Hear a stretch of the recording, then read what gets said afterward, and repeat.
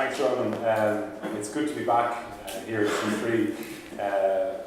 The last time I was here wasn't actually here, it was down in Buddhistown in your old offices. So it's great to come back and see what a fantastic operation this is here now. So I think a big congratulations need to go to Ronan, to Mike and to Dara, and of course all you guys, because you are the guys who are making it happen. What I believe is a real team effort around here, and that is what every kind of successful business, the backbone is the team. For those of you, I know Ronan just briefly introduced Poulet Bonne Femme. So if you ever go to Avoca and you see the chickens cooking in Avoca, that's what Poulet Bonne Femme is. So we basically operate a number of concessions in the Avoca stores. So we kind of basically operate our own shop within the Avoca operation. So the patisserie is ours, the butcher is separately run. That's how the concept works.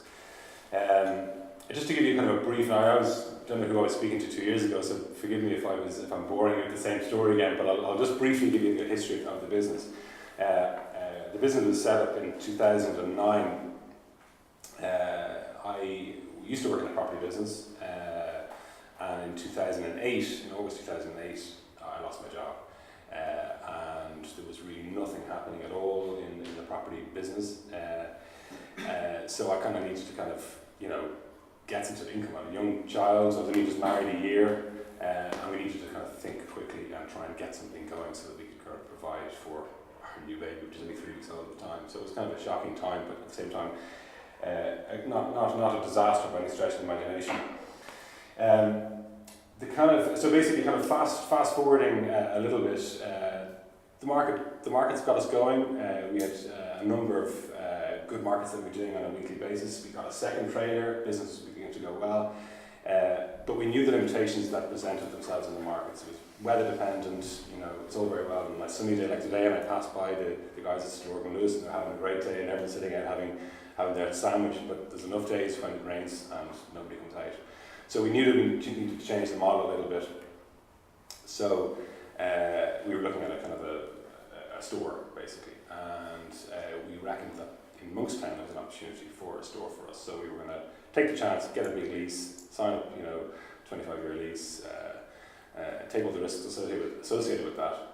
The two themes I wanted to talk about today were opportunity and teamwork. And I know I touched upon teamwork earlier on, but I want to just talk about opportunity first. Opportunity presents itself in very strange ways. And I think that really depends on how you look at life. There is always opportunity out there, no matter what. And even in your darkest moment, there is opportunity. And I think actually you could argue that there's more opportunity in your darkest moment than there is when everything's going well. And that's certainly the case for me anyway. I wanted to give you some examples of that. I spoke about losing my job.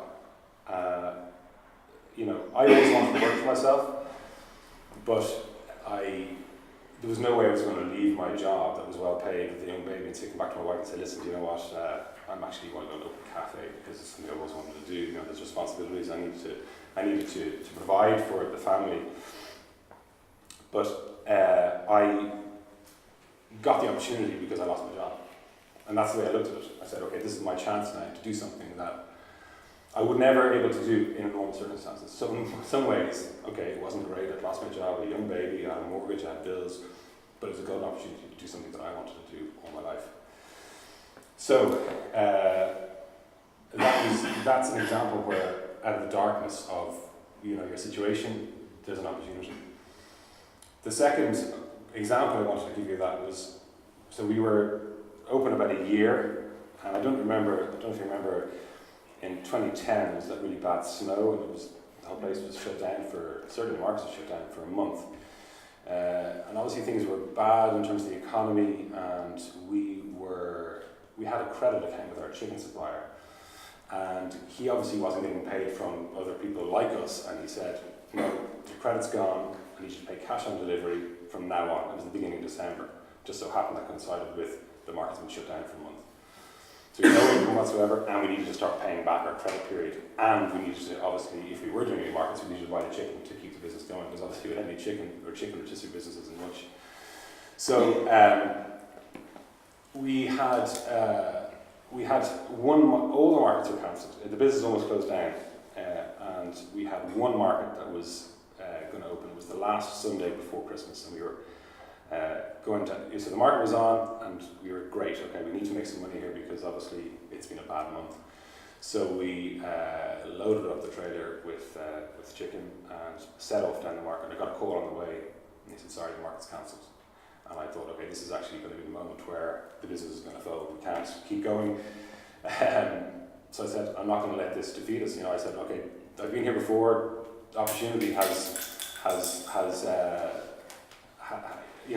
these kind of dark times has actually produced opportunity. What am I going to do? So I remember driving back. I rang my wife, and it's my wife and myself who work in the business. So I rang my wife Sarah and said, "What are we going to do? What are we going to do?" And we said, "We have to do something. I've got a whole lot of stock that's gone off, in a week, and Christmas is coming, and we've no money, and there's no markets." We drove back to the yard where we parked the trailer, and we cooked every chicken. And as we were cooking them, we texted, Facebooked everybody we knew and said, "We're going to be delivering hot chickens around the city for tenner."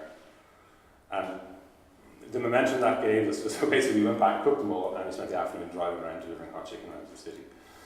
And that's a simple thing. It wasn't just the money that we got in that day that kind of kept us afloat for another few weeks, but it was the story that kind of spread around. That kind of positive story, that it turned that kind of adversity into our advantage, and that really gave us momentum and gave us a kickstart into the new year, so we survived. So again, we turned it around. And then there was the Evoke opportunity.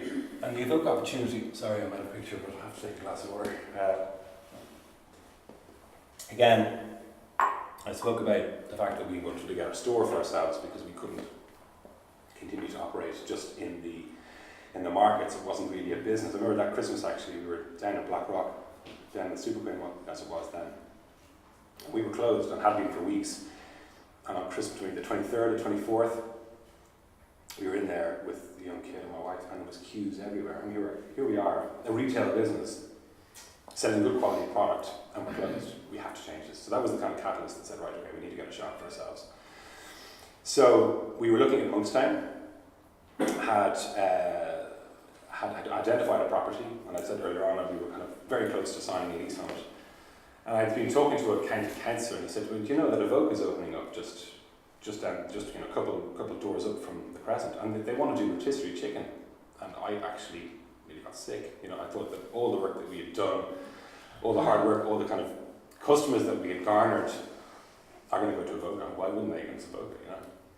So we actually found out on our wedding anniversary that bit of news was less memorable, or maybe more memorable for the wrong reasons. But we were actually devastated by this news. But again, I was talking to Sarah's dad, and he said, "Why don't you just ring Evoca?" I was like, "Yeah, I we could do that." We knew that they had bought chickens. I knew that they had known our product and that they were fans of it, inverted commas. So I rang Simon Pratt, who's the managing director of Evoca, and said, "This is what we do." He said, "I know who you are. Yeah, I've had your chickens. I really like them." He went, "Great, super."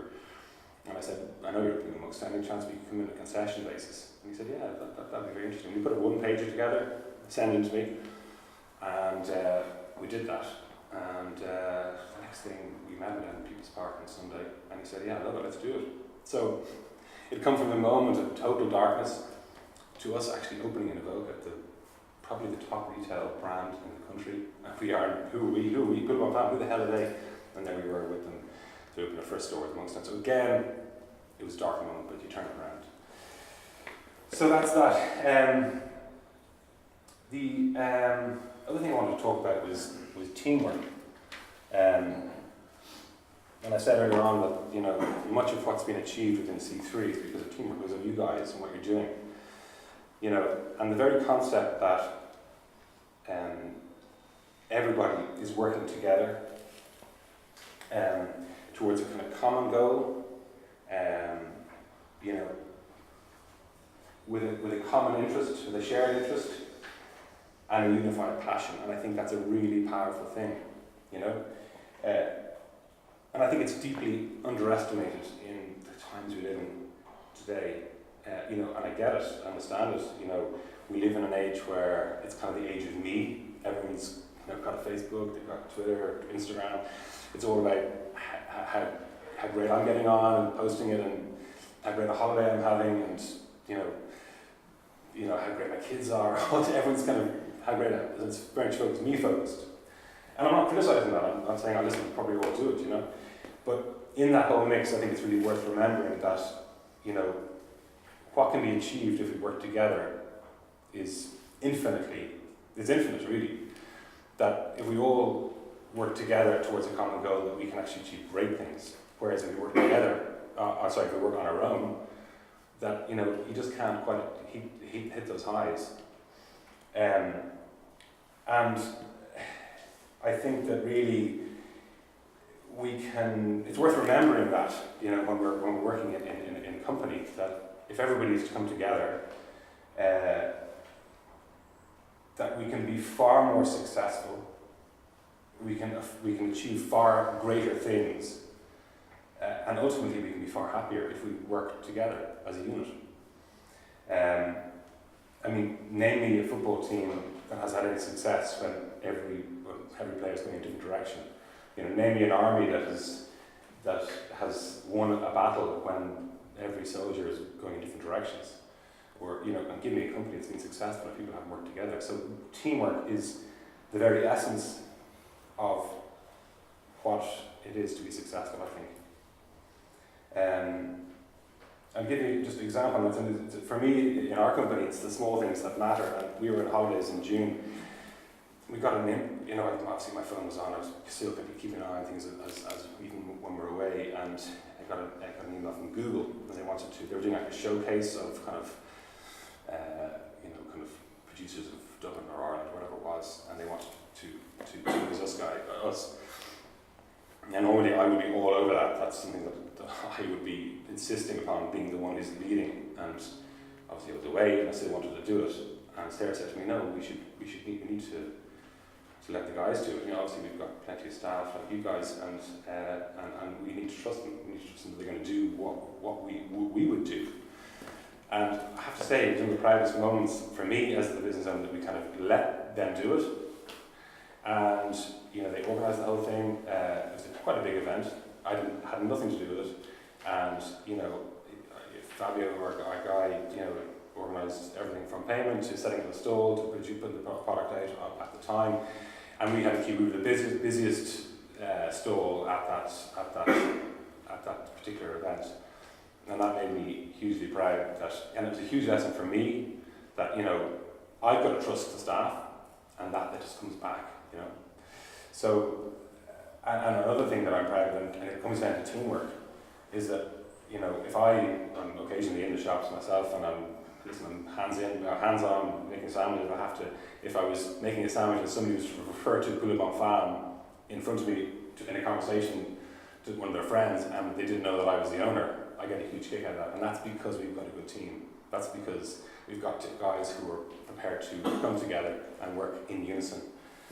So what I'd say to you is, and you know, what I'd say is, I think that, you know, what you guys do is really inspiring. You know, it requires resilience, the strength of character, courage, the art of winning people over, to see it from your point of view and to ultimately sell to them. I think that you can apply that to virtually any job, any career, any industry. And it's the skills that you guys are getting on the ground will stay with you forevermore. That just, you can't earn it except doing it from experience. So what I'd say to you is that I would say, have faith in each other, share your experiences, be helpful with each other, be generous with your information, share your sales pitches. And the really ironic thing is, the person who benefits from that is you guys. So by being generous, by sharing the information, you're the ones who actually benefit. It's kind of ironic, I think. So that's kind of really all I wanted to say.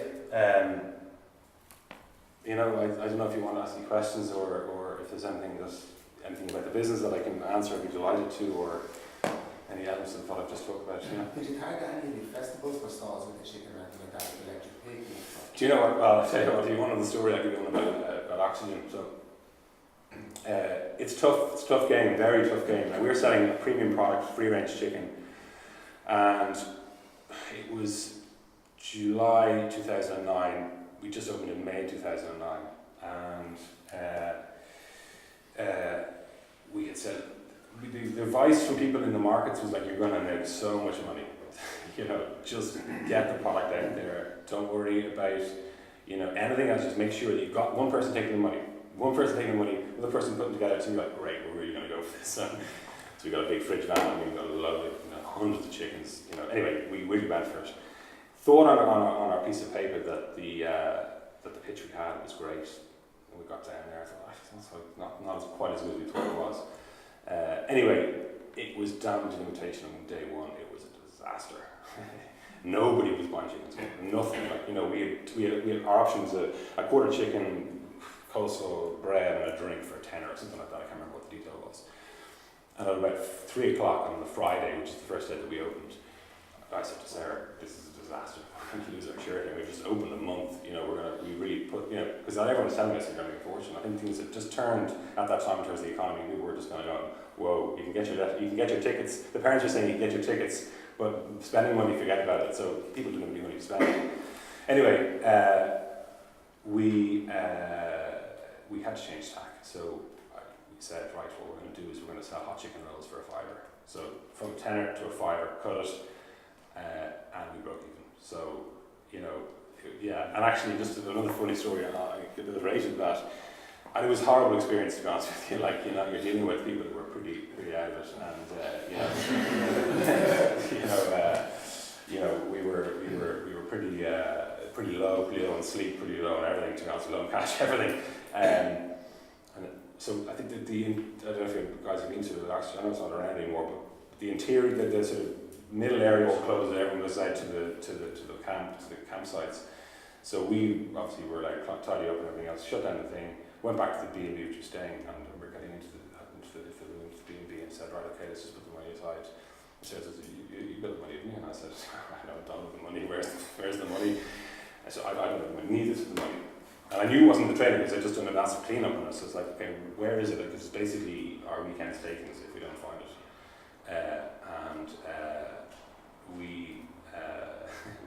We had to retrace our steps basically, so we went back into the arena, or whatever you want to call it. We followed our steps back, and then miraculously in the mud was the money sitting in a hairband. Practically died on it, and so we were just blessed that day. But again, just to go back to the story about turning things around, hot chicken rolls for $5. If we continued on selling our meal deals and saying we're not going to change our strategy, we would have been wiped out. So I don't know if that answers your question. That was a reactionist approach, just being able to think on the spot. We had to, like, you know. Yeah, basically, yeah. No, we were like, at the end of the day, is the money coming in the door? No. What are we going to do to make sure it is coming in the door? You know, and you have to. You know, otherwise you could be in trouble. You know. So. Had your wife been working before the pregnancy? Yeah, she had. She just finished up work actually. No, she hasn't. She left her job. She wasn't like we were. She had left her job and she was doing. She actually worked in property as well, and she had set up a new business herself. She actually set up a new business, kind of organising golf tours around Europe and stuff. I mean, it was, you know, pretty random, but obviously that dried up fairly quickly when the recession hit. So the two of us had nothing, right. You know. So it was interesting. And at that point, when you had nothing, yeah, you had said that one of your goals was to start your own business. Yeah. Where did the idea for rotisserie chicken come? So we basically we'd always holidayed in Spain and got rotisserie chicken in the markets. And I would think, this is great. You know, I would definitely buy a rotisserie chicken if it's in Ireland, but you can't get it. And that was pretty much the reason we did it, because we thought, it sounds like a good idea. It's not available in Ireland. Business case, tick. You're saying you're opening your own store now. Where is that? No, we did. That was back. We were going to open our own store with in Monkstown, but then we went into Avoca. But we've. Do you mean now? Well, we have. Yeah, well, we've signed a deal with Aramark basically. So Aramark is a big American company. They bought Avoca, and they are going to franchise they're going to franchise our brand. So we are now going to be people like, we're going to be the franchisor, and we're going to give our brand to them, and they go and operate it, and they pay us a percentage of their turnover, basically. That's, fingers crossed, you know. I mean, it's risky in some ways, in that they need to implement it. It's kind of like we would hand over an A to Z of our business and say, that's what you do, that's how you marinate the chickens, that's how you make a sandwich, that's what you wear, that's what you say to the customers, that's what you do, how you do everything. Go and do it. They implement it, hopefully, the way that we say they should, and then they pay us a percentage of the turnover. And would you leave it at that then, or would you look to get into other businesses? Are you looking to expand out of Ireland? Absolutely, What's the plan? Yeah. I guess probably the plan right now is to make sure that this franchising thing works, and to continue to grow our own business in it. Avoca are going to be adding new locations, and we will grow with that. So I'm a great believer in dealing with what's on your plate right now. I mean, obviously you could say, listen, we're going to go to the States, we're going to go to the UK, we're going to do all that kind of stuff. That sounds great, but what does that mean? I think what we need to do first and foremost is make sure the franchising works and make that successful, and if that model works, then we can grow it. But we need to make sure. Was that built around the unique selling point? Now I was reflecting that there's lots of fast food chains, so there's lots of shipping prices. Yeah. Premium. So Yeah. is there a particular approach to make that your unique selling point? I suppose yeah, definitely. Well, there wasn't any rotisserie, so that in a way was a unique selling point. But we always wanted to go free range because we just felt that it was good marketing, and it was also, you know, just that we can just be that kind of aspirational brand, a bit like Avoca is. You know, you can go into Avoca and buy a few scones, or you can go in and spend a fortune there. But people like the idea of going into Avoca. It's a good store. You know, people want to be. They're kind of almost buying into the kind of Avoca lifestyle in some ways when they're in there. And we just thought that was. Well, sorry, we obviously said business before we went with Avoca, but we always wanted to be that end of it.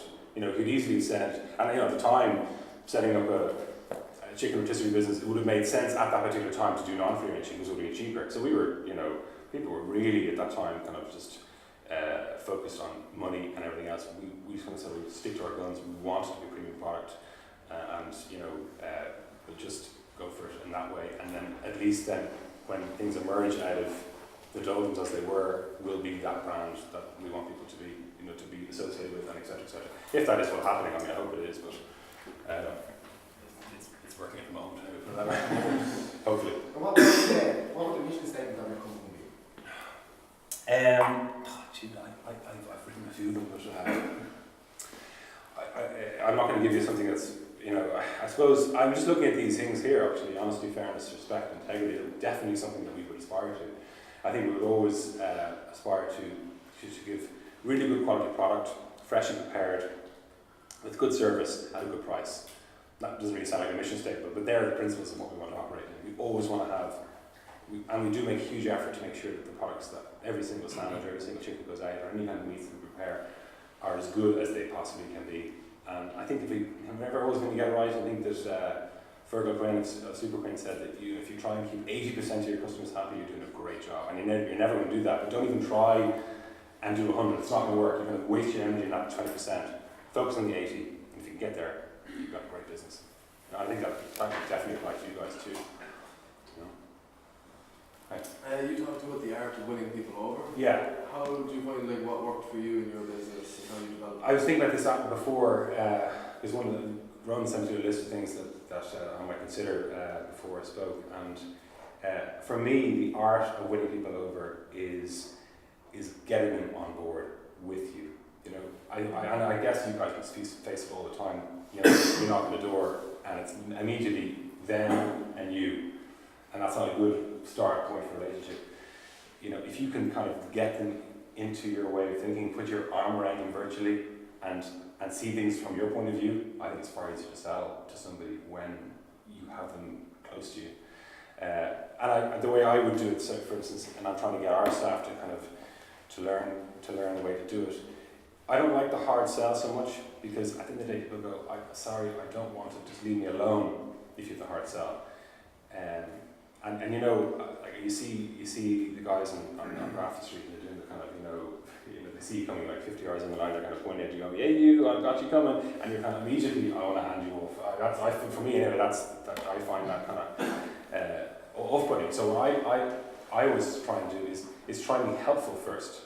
So they see, actually, I'm not going to get bombarded with something here. I'm actually going to get help with something, you know. So if you can find the common ground, take advantage of that, and then sell them your product in a way that's actually going to benefit them, because people are looking for things to make their life easier or whatever it might be. So if somebody comes into a Roca and you might say to them, they get, like maybe they want to, let's say, buy a full chicken, right? So they don't want to sell something. Rather than saying, hard sell, try coleslaw, it's great, whatever, try and say, have you tried the coleslaw? And they go, no. And suddenly you're in a conversation then, and you say, it's actually great, really good combination with the chicken. And you're still not selling it, but you're just telling them, it's like information that you're giving them. You should try it, because the way I look at it, you're kind of almost doing them a favour, because they're walking around looking, what am I going to have for dinner? And I want to have a nice dinner. And it just so happens that we've got nice coleslaw for you to have. So you're kind of bringing them in, you're putting your arm around them, and you're helping them, and then you're selling to them. But that sounds a bit sneaky, but that's good sales, I think. So, are there any observations you have about, like, perhaps the Irish attitude towards food? Do you reckon there's anything we have to adapt to and expect? Because, like, I feel as though we're kind of ambivalent towards food compared to other countries. I think that's really changing. I think that we're definitely becoming more educated with food.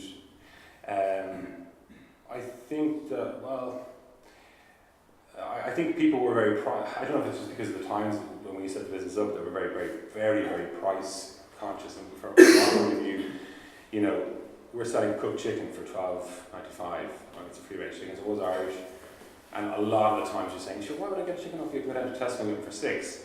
And in a way, you're kind of almost like saying, actually, do you know what? I can't really have that conversation with you. If you have no appreciation for where this chicken is coming from. If you want it to come from Thailand and come straight in from Thailand and it's roasted and shagged at you in any other way, then that's fine. And I can't really waste money. It's a bit like 80%. You can't really, that 20%, you can't really, convince them. But from our point of view, we're trying to educate people about the food. Say to them, listen, this is an Irish chicken. It's a free-range chicken. The difference is that the birds are, first of all, they're not being shipped in. They're not living in really bad conditions. They have a good life when they're alive. And obviously, every chicken that is rare, be it organic or free-range, is being rare to be slaughtered, to be eaten. There's no question about that. But we're educating people about the process of how you respect the food, and ultimately the taste is much better. So we're always kind of trying to educate the customers, and again want them to appreciate where their food is coming from, and not necessarily. And there's a big difference between price and value. You can always buy something for nothing, but value is something that actually you get value out of eating and enjoying a nice rotisserie Irish free-range chicken from Poulet Bonne Femme. So that's, I think education is something that we would. Do you feel like in that education process, reconnecting them with like where their food's coming from? Definitely. Did they kind of already know? No. I mean, Jesus, like people don't know. I mean, people just think chicken's chicken, but when you tell people, listen, if you go into a deli and you get, sorry to put you off your lunch now, if you're going to be going down to Spar to get a chicken fillet roll, but like, the fact is it's not great. You know what I mean? But like, listen, everything's got its market. That's fine. But we're always trying to be that aspiration brand. Our mission statement, if you want to call it that, is that we're doing something that we're taking a bird in, we're marinating it, we're freshly roasting it, and we're serving it as a sandwich to you. Now, if you want to go and have a chicken fillet roll, fine, but it's not. You don't expect to pay. We're not $5, we're $6.95 for a sandwich. So, but then our bread is freshly baked every morning. It's good quality sourdough. Like all the ingredients are good quality, and that's what we are definitely reconnecting people with their food. I think definitely reminding them of the realities of where their food comes from. And I think that people like to know, they do like to know, even though they don't think of it on a daily basis, they do want to know where the food's coming from, definitely. Guys, we're under a bit of time pressure now, so one last question. Gavin, you said earlier on about you have a really good team behind you there, everything you trust. Yeah. That didn't obviously happen overnight. What type of problems did you run into there, and how did you overcome them? We obviously haven't had not every single hire we have had has been amazing. We've. Is there anything that you looked out for? Certain things? You learn along the way. I think. I don't know. I think you need to see someone in action really before you can actually make a call on whether they're really good or not.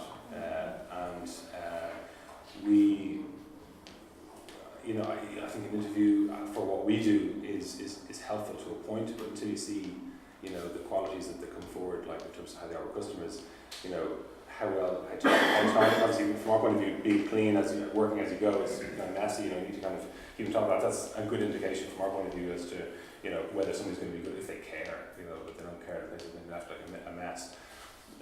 But I think that we would. I I don't know. It's very hard to know. But I just think that if you look someone in the eye and you can get a good idea from them, I think that goes a long way. That's my experience with it anyway. And I think then in terms of developing the staff, I think being honest with them, and really trying to understand from their point of view like how hard it is. And that was a good thing for it. I knew what it was like on the ground in the shops, what was required of me, or in order to operate the concession. I knew what was involved. So I think understanding things from the employee's point of view is very important. Because you can't just keep loading stuff onto an employee and suddenly they go, I can't do this anymore. And but whereas if you know what the limitations are, then you can be sensitive to what their needs might be.